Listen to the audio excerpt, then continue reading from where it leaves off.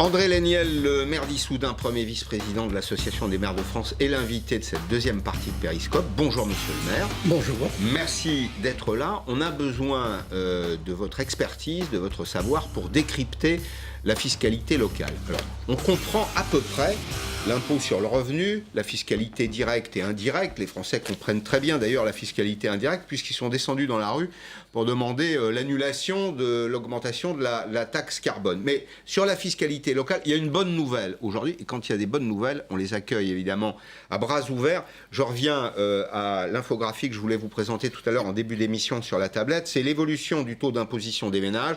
C'est dans le journal Les Échos de ce matin. Nous sommes en 2019. C'est globalement moins 0,3%. Bon, très bien. Si on se rapporte à une année qui est à peu près comparable dans le cycle électoral, en 2013, on était à plus 1. Ce qu'on observe d'ailleurs, et les maires sont très futés, parfois d'ailleurs plus futés que les élus nationaux, c'est qu'il y a une espèce de dôme là. C'est-à-dire qu'on augmente la fiscalité au milieu de son mandat, puis on la baisse à la fin de son mandat. Néanmoins, je pense que vous serez d'accord avec moi pour dire que les maires ont compris que les Français en avaient ras-le-bol des impôts. Il y a longtemps. Nous sommes très raisonnables sur l'ensemble de la fiscalité. Et d'ailleurs, la gestion des communes, mais c'est vrai aussi des départements et des régions, de l'ensemble des collectivités locales, est obligatoirement une gestion équilibrée. Puisque je rappelle que les collectivités locales ne peuvent pas voter de déficit. Sauf pour l'investissement. Qui est compensé obligatoirement par une part d'autofinancement et éventuellement par une part d'emprunt. Mais dès l'année d'après, il faut qu'il rembourse l'emprunt. Bien sûr. Donc l'équilibre, ce qu'on appelle la règle d'or, est obligatoire pour les collectivités locales. Ce qui fait qu'à part de très très rares accidents, sur les 35 000 communes, on les compte sur les doigts d'une main. L'ensemble des communes sont gérées en équilibre. Ça, c'est quelque chose qu'il faut rappeler aux téléspectateurs, parce que parfois, ils ne le savent pas. Mais je crois que le mouvement social de ces derniers mois, il a montré malgré tout, peut-être un peu en creux, qu'il y avait une confiance des Français à l'égard des maires. Moi, je sens qu'il y a dans le pays une espèce d'aspiration à la décentralisation, à la déconcentration, un État qui serait peut-être un peu plus lean, comme on dit aujourd'hui dans les entreprises, et à des communes peut-être plus présentes. En tout cas, c'est le temps de la confiance aux élus locaux. Alors écoutez, on a eu un débat sur ce sujet, y compris avec le président de la République, lorsqu'il est venu dans mon département. Les 18 premiers mois ont été 18 mois de dénigrement des maires et des collectivités locales en général. Pourquoi, à votre avis ?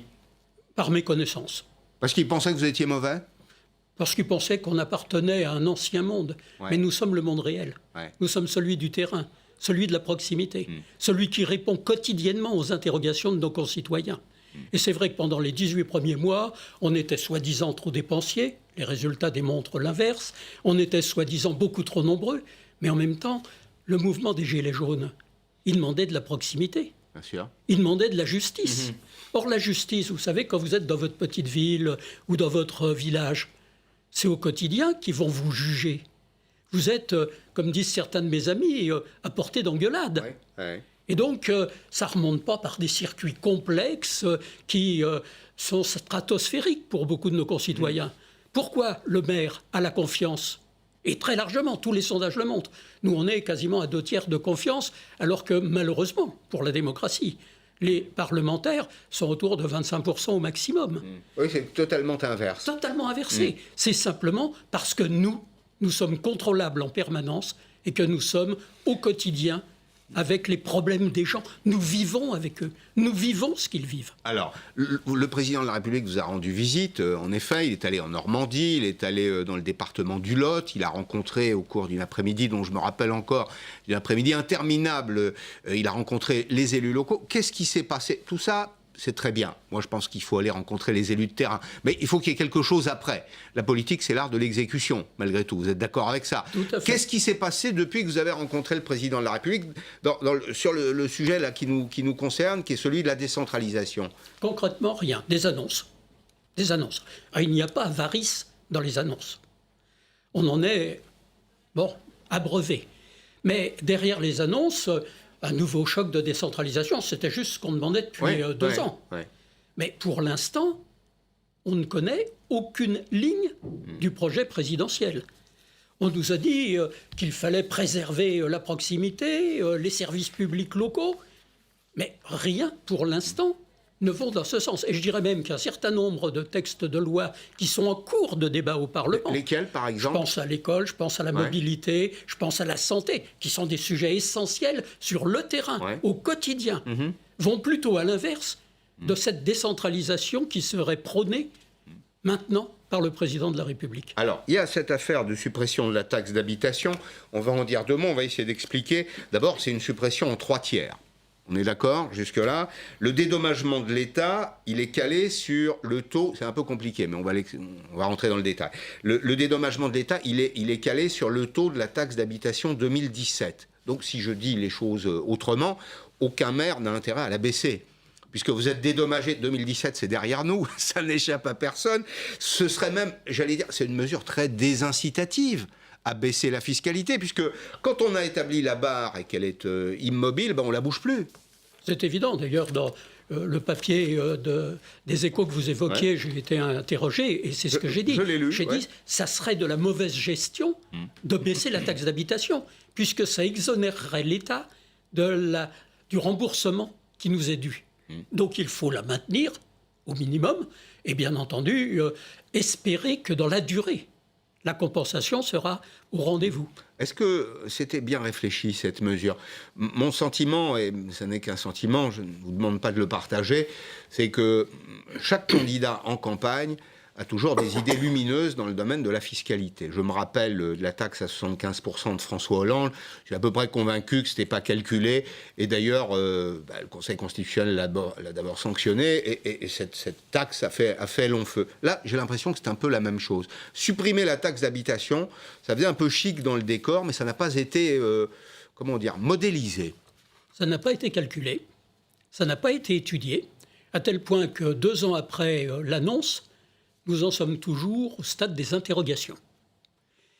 C'est une mesure à 26 milliards. Oui, c'est pas rien, hein ? 22 si on ne compense pas les résidences secondaires. Soyons précis sur les chiffres. 22 milliards, vous vous rendez compte ? Mais 22 milliards, donc c'est le rendement sur une assiette qui est celle de la résidence principale. Absolument, absolument. Et donc, l'engagement... mais qui a été d'ailleurs aussi contraint par le Conseil constitutionnel. Oui. Parce qu'on a dit, le Conseil constitutionnel a accepté la réforme de la taxe d'habitation. Oui, mais il a posé les conditions. D'abord, qu'elle devait être pour tous les contribuables. Oui. Et donc, non pas 80%, mais pour 100%. Deuxièmement... C'est pas acquis, hein ? C'est loin. Si, parce que ça, c'est constitutionnel. Écoutez, en tout cas, ce que je veux ajouter... J'entends parfois des déclarations contraires. Non, mais... ce que je veux dire, c'est que je vais vous expliquer pourquoi je le pense. Parce que la suppression de la taxe d'habitation pour les 20% les plus aisés, on nous dit aujourd'hui qu'elle va s'étaler dans le temps.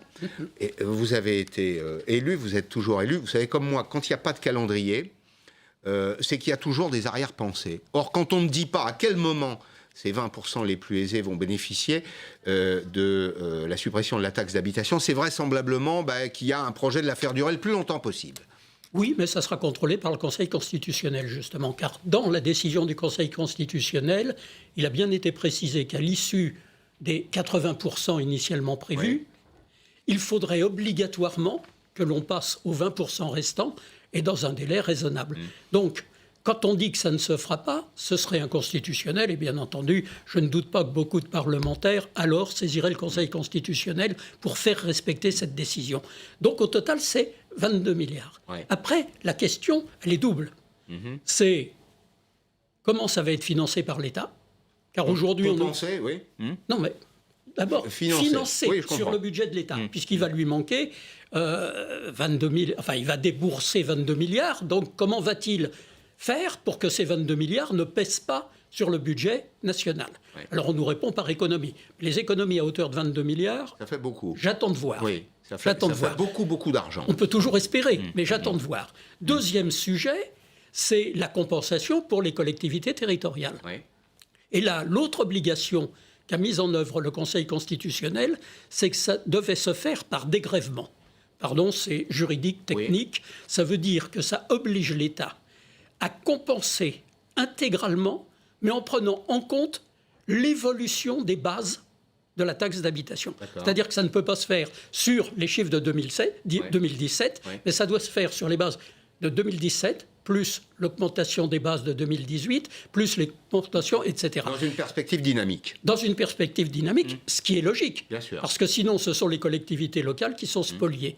Et donc, tout l'enjeu qui est devant nous, c'est de savoir si au-delà des 80%, ça sera bien pour la totalité, c'est-à-dire pour les 100%, un dégrèvement, car c'est la seule garantie qui serait apportée aux collectivités territoriales qu'ils ne seront pas spoliés dans la durée. Alors, on va aller un petit peu plus loin. La fin programmée de la taxe d'habitation, comment est-ce que c'est transféré ? Eh bien, nous avons préparé une infographie. Vous allez nous dire si elle est juste. Le transfert des recettes du bâti et du foncier des départements vers les communes, c'est 15 milliards d'euros. Et on irait vers un versement compensatoire d'une partie de la CSG au département. Alors, on ne dit pas comment.